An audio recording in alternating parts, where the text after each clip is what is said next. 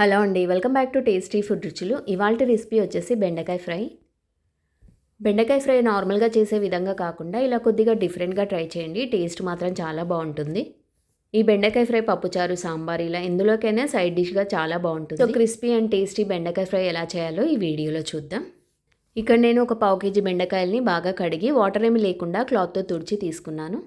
ఇప్పుడు ఈ బెండకాయల్ని సైడ్స్కున్న ఎడ్జెస్ని కట్ చేసుకొని ఇలా ఈ వీడియోలో చూపిస్తున్నట్టుగా ఈ విధంగా పొడుగా కట్ చేసుకొని తీసుకోవాలి. సో బెండకాయల్ని ఇలా ఈ విధంగా కట్ చేసుకున్నాక ఇప్పుడు ఈ బెండకాయల్ని ఒక బౌల్లోకి యాడ్ చేసుకోవాలి. సో బెండకాయలు ఇలా బౌల్లోకి యాడ్ చేసుకున్నాక ఇప్పుడు ఇందులోకి 3 టేబుల్ స్పూన్ శనగపిండి యాడ్ చేసుకోవాలి. అలాగే 1.5 టేబుల్ స్పూన్ బియ్యం పిండి యాడ్ చేసుకోవాలి. తర్వాత పావు టీ స్పూన్ పసుపు, అలాగే టేస్ట్కి సరిపోయేంత సాల్ట్ యాడ్ చేసుకోవాలి. నెక్స్ట్ ఇందులో 1 టీ స్పూన్ కారం, అలాగే హాఫ్ టీ స్పూన్ ధనియాల powder, half teaspoon garam masala powder add చేసుకొని అంతా ఒకసారి మిక్స్ చేసుకోవాలి. సో ఇలా ఒకసారి అంతా కలుపుకున్న తర్వాత ఇప్పుడు వాటర్ని ఇలా చేతితో స్ప్రింకిల్ చేస్తూ కలుపుకోవాలి. ఈ శనగపిండి, బియ్యం పిండి ముక్కలకి బాగా పట్టే విధంగా కలుపుకోవాలి. సో ఇలా కలుపుకొని పక్కన పెట్టుకోవాలి.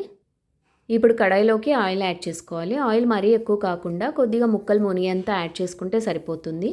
ఒకవేళ మీరు డీప్ ఫ్రై చేయాలంటే ఆయిల్ ఎక్కువ యాడ్ చేసుకోండి. ఆయిల్ హీట్ అయిన తర్వాత ఇప్పుడు మనం కలుపుకున్న ఈ బెండకాయ ముక్కల్ని ఇందులో కొద్దిగా వేసుకొని ఫ్రై చేసుకోవాలి. అన్ని ముక్కల్ని ఒకేసారి వేసుకున్నామంటే ఇవి క్రిస్పీగా కాకుండా మెత్తగా అయిపోయే ఛాన్సెస్ ఉంటాయి. సో ఈ విధంగా కొన్ని వేసుకొని ఫ్రై చేసుకోవాలి. ఇప్పుడు స్టవ్ మీడియం ఫ్లేమ్లో పెట్టుకొని స్లోగా అటు ఇటు టర్న్ చేస్తూ క్రిస్పీగా అయ్యేంత వరకు ఫ్రై చేసుకోవాలి. సో బెండకాయలు ఇలా క్రిస్పీగా ఇంకా బాగా ఫ్రై అయిపోయిన తర్వాత ఇప్పుడు వీటిని ఒక జల్లిగంటలోకి తీసుకోండి. ఆయిల్ అంతా పోయిన తర్వాత బెండకాయ ముక్కల్ని ప్లేట్లోకి తీసుకోవాలి.